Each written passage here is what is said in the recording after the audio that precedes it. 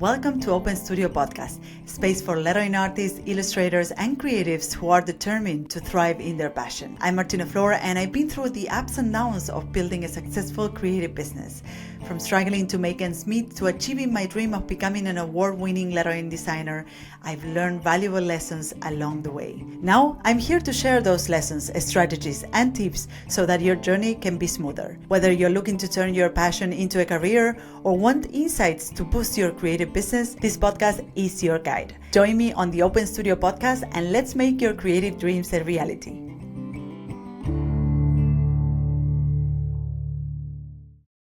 Well, hello and welcome to another episode of Open Studio. I'm your host, Martina Flor, and today, if you're watching this on YouTube, you will notice that I'm recording these podcast episodes from my place. I normally don't record episodes from home, but today I decided to stay home and do some of my work home because I have these two different settings. I have my studio space.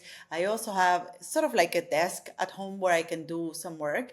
And sometimes I fall into this routine of like going to the studio automatically, even if I don't really need to be in the studio. So today I decided to kind of switch things up and use this amazing possibility that I have of working from wherever I want. And of course, the one day that I decide to record a series of podcasts here in my place, there's a helicopter passing by and there's like a construction work starting on the neighbor's house. Of course, all of these things happen, but I am ready to talk about today about the myths and misconceptions that there are around making a living with your artwork. So I have my notes here with me on a very professional iPhone, and I would love to go through some of these myths that have to do with, making a living with your artwork, making a living as a lettering artist, as an illustrator, or whatever it is that you do. And this upcoming series is a segue or is a preparation for my book launch that is coming at the end of July that I'm really excited about and I'm really looking forward to. So all of these episodes that are coming up next have to do with preparing you for the idea of making a living with your art and monetizing your skills and realizing that there's a lot of people out there doing this, and if other people are doing it successfully, it is possible for you as well. So many of these episodes are going to be a good segue for the book launch, and the book is exactly about this. It's presenting you a roadmap to make a living with your passion, turn your passion into a business and scale that business. So I'm really looking for that book launch. I've been working on that book for 2 years now, and I've been, of course, in the middle procrastinating whether I should do it in a different way, if I should change the format. And at the end of the day, I said, hey, I want to put this book out there. I want to put this book in the hands of my listeners, my audience, the people that I work with and for, and I'm making it happen. And my team is also contributing to that. We are going to make a book launch at the end of July, as I said, and I'm going to invite you. So stick around. But today we're going to speak about the 10 myths about making a living as an graphic artist, whatever it is that you do, a lettering artist, illustrator. And this specific episode is inspired by something that happened to my older son, Milo, this week. So he was watching a football match and there was a news break in between, and there were some disturbing news just being presented. And he had really, he kept these disturbing images with himself, and he had really trouble kind of letting go of those images and also sleeping. So we had a couple of conversations, and I mentioned to him that normally in the news, the things that you see in the news are like the very little percent of things that are wrong with the world or things that are not going well. Whereas, things that are going well, the happy moments of life, the fact that he was spending on that weekend, he was camping with friends in our garden, these kind of things that are very happy moments and really nice things, they are not on the news. Normally, the things that tend to stick up and become news are the bad things. And I think something similar happens with myths. So the bad things that tend to happen in a certain discipline, in a certain industry, are the things that stick around and people continue repeating them. And these things that started by being isolated stories become like the story and the norm and the pattern. So the same happens with the world of creativity, and I've seen this happening over and over again. And I've seen many of the students and coaches that I work with, and also myself as an artist, when I started, I had all these ideas in my head, all these preconceptions in my head that are built upon things that I have heard from my art teachers, things that I have heard family saying, things that are, kind of well spread in society. And today I want to kind of go through them, analyze them, and also debunk them. And throughout my career as a lettering artist, I have seen that many of these stories, yes, perhaps they happen to some freelancers and artists around you, but they're not necessarily the norm. They are not necessarily something that will happen to you. They are just part of the variables, of the myriad of things, good and bad, that can happen to you as you transition into making a living with your artwork. So let's start by the first one, because we have 10 myths that we want to go through. The first one is that you need a degree to succeed. I used to believe this. I received formal education several times. I have a degree in graphic design. Then I went on to make a postgrad in communication design. Then I went on to make a master in type design and art. And like, I was immersed in the academic world big time.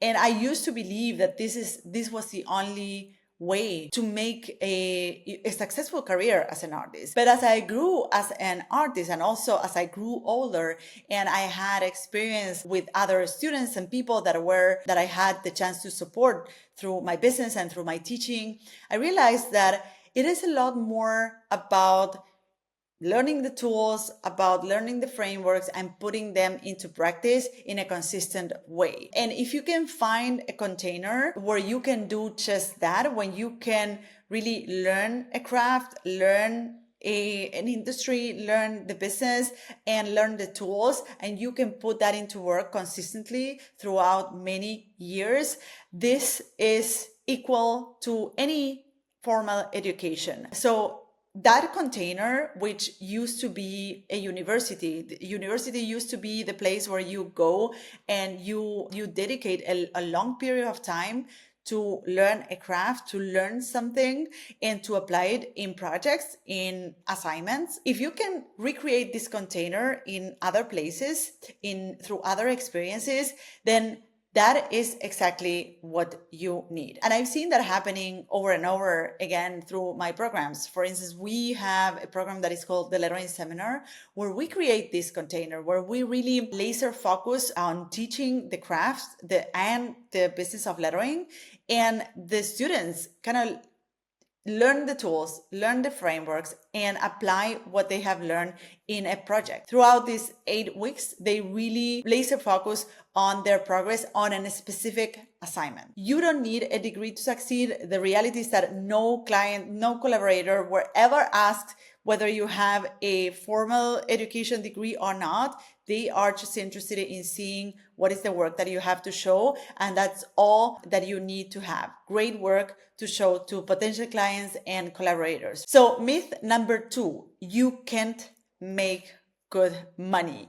And this is another common myth among artists, which is so detrimental to their success. Because I always say that if you already think that you won't make it, that is not possible for you, that making a good income is not possible for you as an artist, you won't even start and you won't even try. There's a lot of things that you won't try just because you don't think they will work. Now, a few episodes ago, on episode 129, I went through 12 income streams that I have personally implemented in my business as a lettering artist. So you can go check it out if you are hesitant about the possibilities that you have as a graphic artist, as an illustrator, as a creative to create income.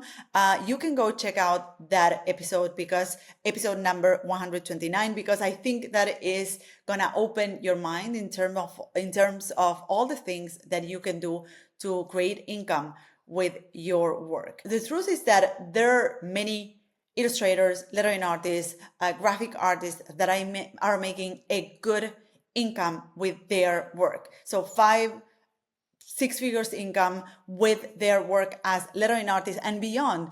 If you are able to find a niche, a certain audience that you cater for, if you are able to expand your service or product suite, and you are able to scale and automatize some of the parts of your business as a creative, you are able to also scale your business just as any other business. So you can make good money with your work. That is a myth, and we just debunked it on this episode. Myth number 3, there's no market for your work.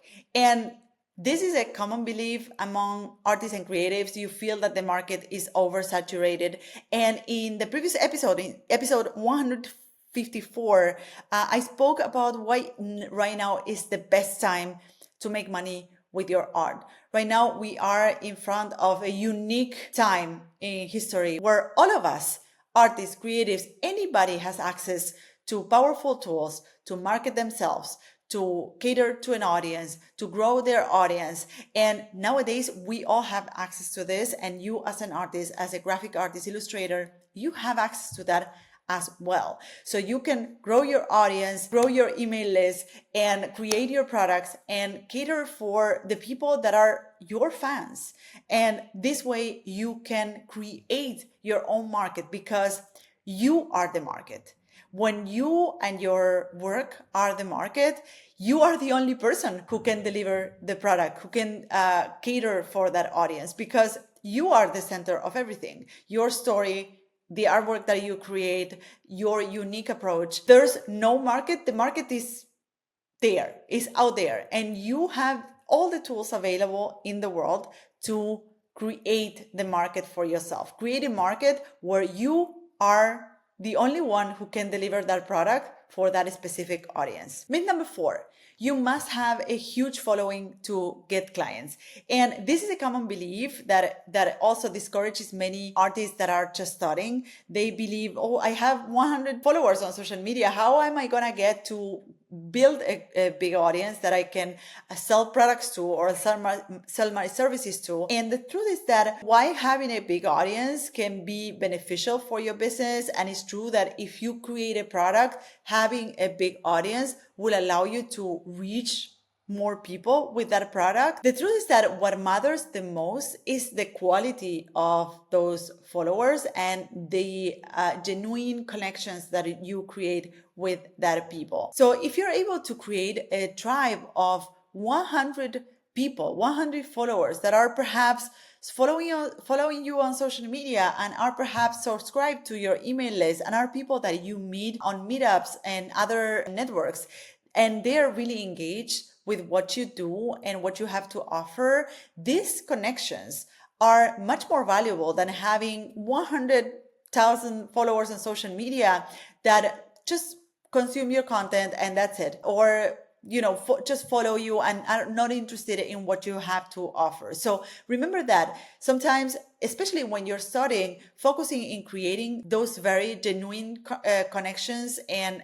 collaborations is much more important than investing all of your time into growing a following that is not really engage with you, that is just a number. Hey, real quick, you know that I don't run any ads on this podcast and I don't sell anything. The only ask I could ever have is that you help me spread the word.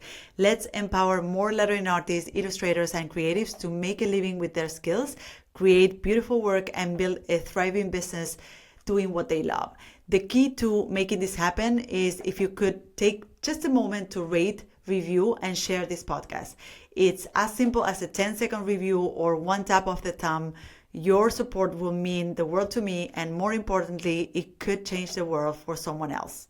Now, back to the show. Myth number 5.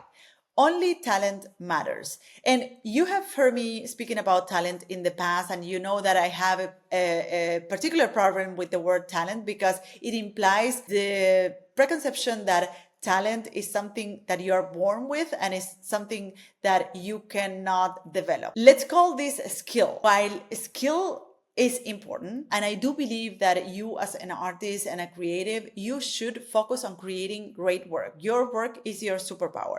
However, the work that you do, if you cannot get your work in front of the eyes of other people who hire you, who appreciate the work that you do, and that you can help with your work, then no one will know about you, and the great work that you are creating will not have a real impact in the world and in the lives of those people that you can better help with your skills. So yes, skill and work really matter, and as creatives we should focus on that, but we shouldn't also fall in the trap of, because we are creatives and this is the part that we enjoy the most, that we only focus on improving our creativity, on improving our skills constantly, and we leave aside all the rest of the things that make us successful in our art. Because the truth is that if you are not successful with your art, if you don't find the people that you can better help with your work, if you don't have people seeing your work, reaching out to you, hiring you,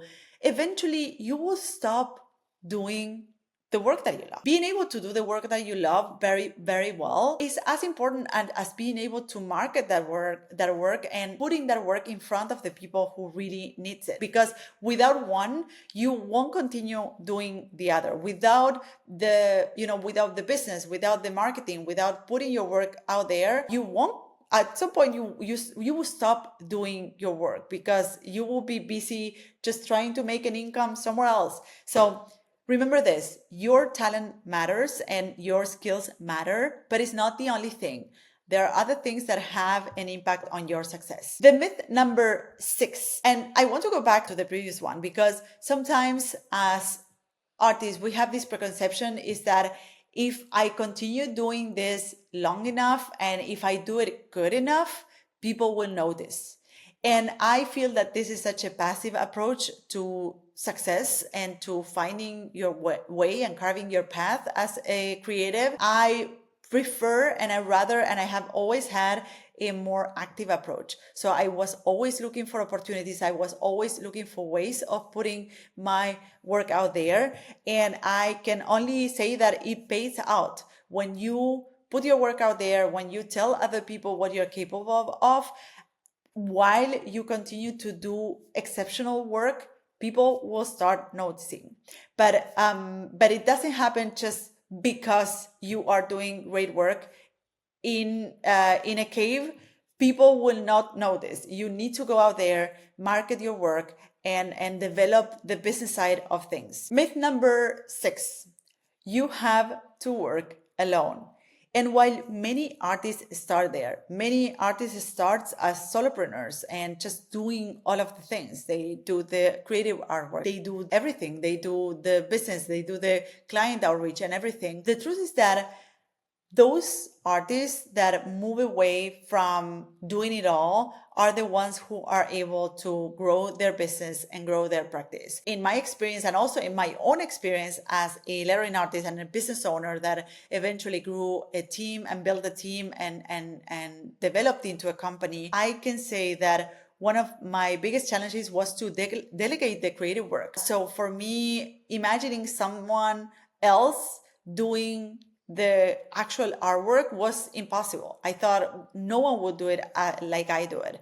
But eventually I found someone and I found other collaborators that were really, really willing to learn from me and to learn also the ways in which I was doing things. And for me, that was a big realization because as I started seeing that other people could take over parts of the creation process, I had a lot of free time to invest it into other things like elaborating the vision of the business and looking after what's next and seeing ways to grow the business and find new income venues. So yes, perhaps when you start as a lettering artist, illustrator, creative, or graphic artist, you will start as a solopreneur. But this doesn't mean that you will have to do everything down the road. At some point, you will want to hire other people that will help you with your business, and you will see also how much that can bring into the business and into realizing your vision. You don't have to work alone. You can do it if you want. I know many successful lettering artists, illustrators, and creatives that work on their own and are solopreneurs, and they like it that way. But there's also the possibility to grow your business and to build a team that is gonna support you with realizing the vision that you have for your practice. Myth number 7, you have to lower your prices to get work. And this is related to the preconception that the market is oversaturated, and therefore the more oversaturated it becomes, the more you need to fight through lowering your pricing. And I would say that the opposite is true. I would say that first, going back to the idea of building that market for yourself, of becoming the market yourself, then you have no competition in pricing. So when you are the market, when your work is the market, and you are the only one who can deliver that, and you have this unique perspective and this unique story that people connect with, you are the market, and therefore you are the one who sets the prices. And although for many people lowering their prices may be like a no-brainer when there is a lot of competition, the fact is that, or the truth is that, the opposite is true. So when you raise your prices, you are perceived of greater value, and you will attract clients that will want to pay for that pricing. So for instance, I just had a situation in which I was hiring an editor for editing my book. So I went through a scouting, a few different profiles that I have been recommended to, and also that I have found on the internet. So I had these 3 candidates, and from all of them, I had one of them who had a reasonably higher pricing. It was kind of like double or more than double than the other 2 editors. So from the other like lower priced editors, one of them, I just didn't resonate with the way he communicated. I didn't like the interactions that we had, and that was already a reason for me to kind of leave that out of the picture. Then I had these other options. I was left with these other options. The low price option, very friendly, very attentive, the same way that the high price option. And I ended up hiring the higher price option just because it seemed to my eyes that because the pricing was higher, the value that she had to offer was also higher. And now, after the experience of working with her, I can confirm that it was a great experience of editing the book. The communication was great. The comments were on point. The result was also great. And yes, the perceived value that in the beginning came through, the interactions with that freelancer, but also through the pricing that she was putting forward, then they were confirmed by the actual value that she delivered. So it's not about just raising your prices and appealing very premium to clients and then delivering a bad service or a bad product. It's rather the opposite. When you raise your prices, you are perceived as a more premium option, as a more experienced option. And then of course you have to match that with an experience so that client that work with you has a beautiful experience and they go recommend you with other people that will then come back to you as referrals. The myth number 7, that you have to lower your prices to get work, rather the opposite. You have to raise your prices to get work and of course deliver accordingly. Myth number 8 it is impossible to get noticed. And this is also related to the market is oversaturated, and also to the preconception that in order to get noticed, you have to have a lot of followers on social media and you have to have a huge email list. And I would say that what you need to have is an engaged audience, no matter the size, but you need to have an audience that really wants what you have to offer, your service, your product, and that are engaged with you, because you are engaged with them, because you're constantly thinking about them, you're constantly offering value, you're constantly staying in touch with them. So for instance, if you have an email list of 10,000 subscribers, but you never communicate with them, those 10,000 subscribers don't even know that you exist. They don't remember you. They have no connection with you. But if you have a list of 100 subscribers, 100 email subscribers, and you communicate with them every week, you send them updates on the work that you're doing, you send them tips on how they can do the same, you send them updates on something, some experience that happened to you and that you can share with them and bring value to their lives. This is where you start creating an engaged audience. And it can be as little as 100 people, or as big as 100,000. But what is important is how many of them are really engaged with you and are ready to buy from you or to hire you when you are ready to offer something to them. Myth number 9, you have to work for free to get started. You don't need to work for free. And with this, I also have a controversial take, because in the beginning of my career, I always work for free, but I work for free for myself, for my business, for furthering my career as a lettering artist. So in the very beginning, when I wanted to launch my career as a lettering artist, I started working for free because I started creating projects to build my portfolio, and I started taking them seriously. I started taking every side project that I took on, I did it as if it was a professional assignment. So every little single lettering piece that I was creating, I was taking this and I was executing it as if it was a professional assignment. So yes, in the beginning, you can work for free, and you can work for free for yourself so that you can build that portfolio, so that you can build that business, that container that will allow you to do the work you love. And that can also come in the shape of a friend is getting married and they are asking you to create a card for them, and perhaps you want to do it for them, but you do it strategically because you want to add that piece of work to your portfolio. Or perhaps you need a logotype for your business, or someone needs a logotype for their business, a friend, a family member, and you want to create that logotype, and you treat it professionally and you execute it as a professional assignment because you want to gain that experience. You want to build upon that experience, use that result to include it in your portfolio and further your career as a creative, as a graphic artist. So you don't have to work for free to get started. You can do it, and probably you will do it, because in the very beginning, there won't be clients hiring you and there won't be collaborators wanting to collaborate with you just because I don't know, you just